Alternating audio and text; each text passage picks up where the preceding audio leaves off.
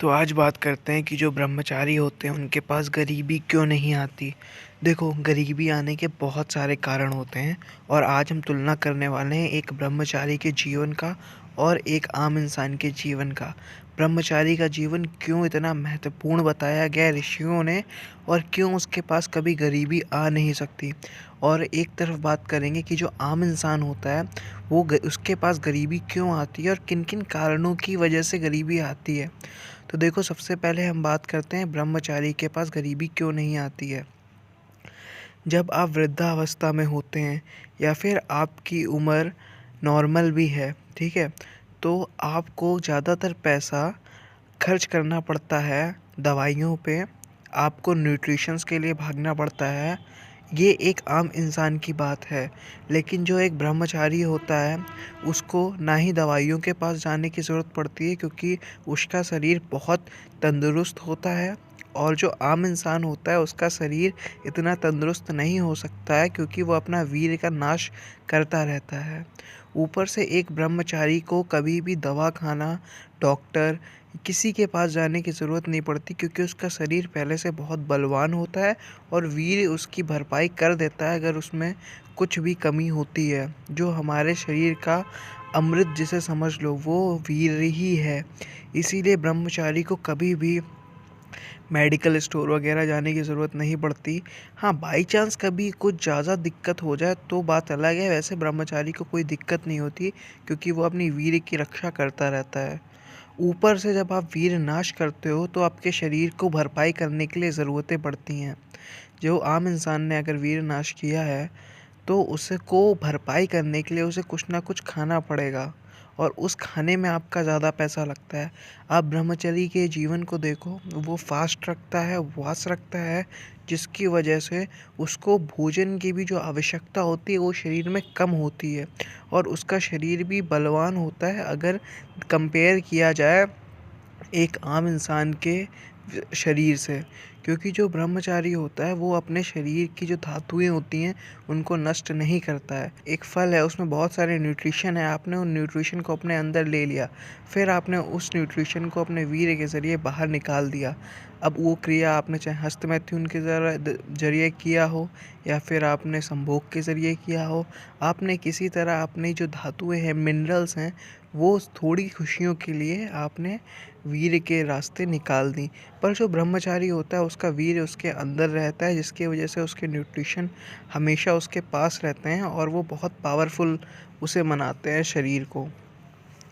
तो ये एक कारण है। ये दूसरा कारण हो गया कि वो उसके पास गरीबी क्यों नहीं आती, क्योंकि उसको खाने की ज़्यादा ज़रूरत नहीं पड़ती है। और जो इंसान जितना ज़्यादा खाएगा ना, वो कहीं न कहीं अपना पैसा खर्च कर रहा है। तो जो एक ब्रह्मचारी होता है उसको ना ही हॉस्पिटल में जाने की ज़रूरत पड़ती है, ना ही उसको ज़रूरत पड़ती है ज़्यादा खाने की। तो इन 2 चीज़ों से उसका पैसा बचता है और आम इंसान का पैसा जाता है। अब तीसरे कारण की बात करते हैं, वो होता है मनोरंजन। एक आम इंसान का जीवन मनोरंजन में ना जाने कितना पैसा खर्च करवा देता है। आप टीवी देखते हो, मोबाइल रिचार्ज कराते हो इंटरनेट में, फिर आप सिनेमास जाते हो, आप बड़े-बड़े होटल्स जाते हो खाना वाना खाने, आप अपने मनोरंजन के लिए ट्रिप जाते हो, काफ़ी जाते हो। तो ये सब आप अपने मनोरंजन के लिए करते हो, कॉमेडी क्लब जाते हो, उसमें आपका पैसा लगता है। बट जो एक ब्रह्मचारी होता है, ब्रह्मचर्य का मतलब ही होता है भगवान के रास्ते पे चलने वाला। जो ब्रह्मचारी होता है उसको इन सब चीज़ों की ज़रूरत ही नहीं होती है। वो अपने में खुश रहता है, वो अपनी खुशी अंदर ढूंढता है आध्यात्मिक ज़रिए से। वो बुक्स पढ़ता है आध्यात्मिक, वो ना ही तो तुम्हारा सिनेमा जाता है, क्योंकि सिनेमा का जो मेन मकसद होता है वो मैं आपको बता चुका हूँ। वो आपका पैसा खर्च करना है, आपको गलत चीज़ों का आदी बना देना है, जिसके ज़रिए आपका नुकसान हो, आपका दिमाग उस चीज़ को पाने के लिए बेकरार हो जाए। पौन भी ऐसे ही है, जो आपको बहुत मुश्किल में डाल देगा अगर आप इन सब चीज़ों पे हो। लेकिन ब्रह्मचारी को इन सब चीज़ों की ज़रूरत पड़ती नहीं है, वो भगवान के रास्ते पे चलता रहता है और अपने जीवन को उन्नति की ओर लेके जाता रहता है। तो ये तीसरा कारण हो गया कि उसके पास गरीबी क्यों नहीं आती, उसका पैसा क्यों नहीं खर्च होता है। तो मैंने आपको 3 कारण बता दिए हैं। एक आम इंसान की ज़िंदगी, कैसी होती है और एक ब्रह्मचारी की ज़िंदगी कैसी होती है और क्या-क्या उनमें भिन्नताएँ होती हैं और क्यों गरीबी आ ही नहीं सकती है एक ब्रह्मचारी के पास। अब ये बात करते हैं कि आज के मॉडर्न जनरेशन में हम ब्रह्मचर्य का पालन कैसे करें, क्योंकि आजकल तो अश्लीलता हर जगह है और अपने वीर की रक्षा ही करना बहुत बड़ी बात हो जाती है। तो फिर हम ये जो ब्रह्मचर्य का रास्ता है इस पे कैसे चल सकें। तो देखो, इसमें मैं आपको 3 टिप्स दूँगा जो आपकी बहुत ज़रूरी हैं। अगर आप मानते हो तो आप इस मॉडर्न जनरेशन में भी ब्रह्मचर्य का पालन कर सकते हो। देखो, मैंने एक रूल की वीडियो बना दी है, वो डिस्क्रिप्शन में आपको दे दूँगा, वो आप देख लेना। फिर भी मैं आपको एक नया तरीका बता दूँ कि आप ब्रह्मचर्य में कैसे मॉडर्न जनरेशन में आप इसको पालन कर सकते हो। देखो, सबसे पहले आप नो फैप करो। कम से कम 1 साल तक आप अपने आप को नो फैप में दो, no masturbation, no porn, no orgasm. तो ये जब आप दोगे ना 1 साल, तो ये आपकी पहला स्टेप है ब्रह्मचर्य के रास्ते पे। क्योंकि जो ब्रह्मचर्य की शुरुआत होगी इस मॉडर्न जनरेशन में, वो आप डायरेक्ट नहीं कर सकते हो। अगर आप डायरेक्ट करोगे तो आप हैलुसिनेशन में चले जाओगे। अगर आपने किसी मूवी को देखा, आप बहुत ज़्यादा मोटिवेट हुए, या आपने कोई ऐसी वीडियो देख ली जिससे आप बहुत ज़्यादा मोटिवेट हुए और फिर आप उस रास्ते पे आपने सोच लिया कि मैं जाऊँगा, जाऊँगा, जाऊँगा, और जब आप चलने लगते हो तो आपके पास इतना ज्ञान होता है कि आप उसको बताने के लिए बेकरार रहते हो। जब आप लोगों को बताते हो तो वो आपका मजाक बनाते हैं, जिस मजाक के ज़रिए आप उस बात से धीरे धीरे हटने लगते हो। तो पहला चीज़ तो ये है कि आप नो फैप में आओ और बिना किसी को बताए।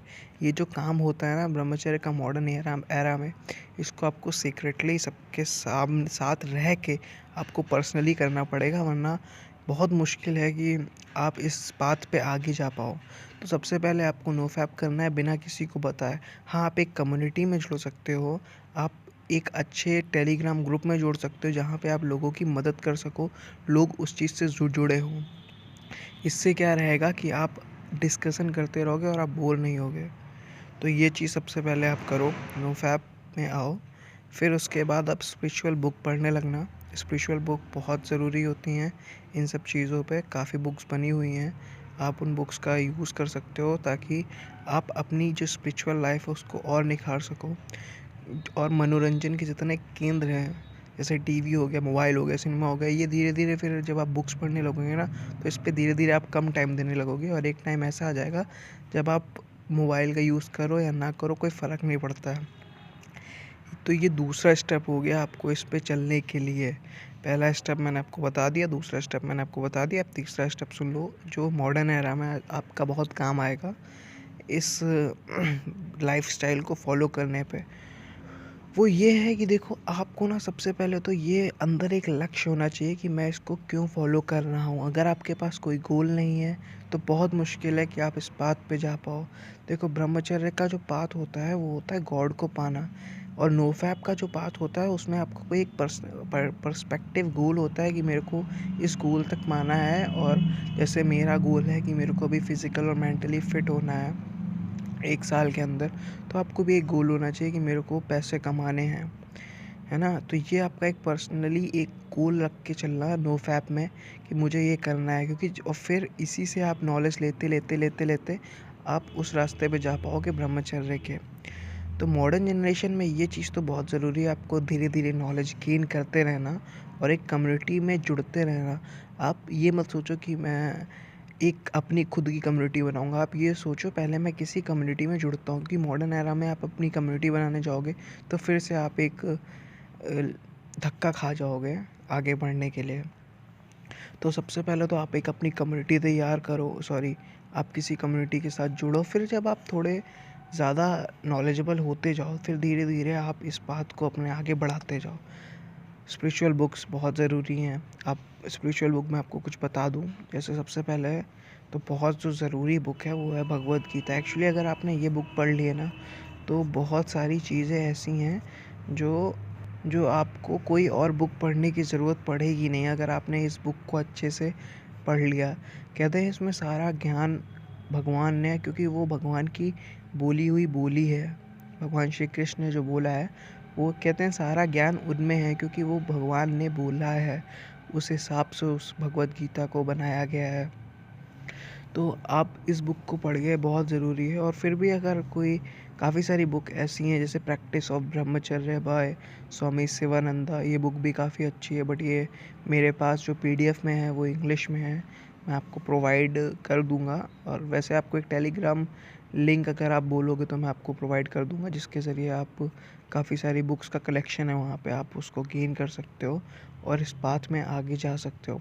तो भाई यही सब चीज़ें हैं जो एक ब्रह्मचारी के पास गरीबी नहीं आ सकती, वो हमेशा अमीर रहता है वर्सेस एक नॉर्मल पर्सन को देखा जाए तो भाई आज के लिए बस इतना ही। धन्यवाद। लाइक कमेंट शेयर कर दीजिएगा अगर आपका मन हो। बाय।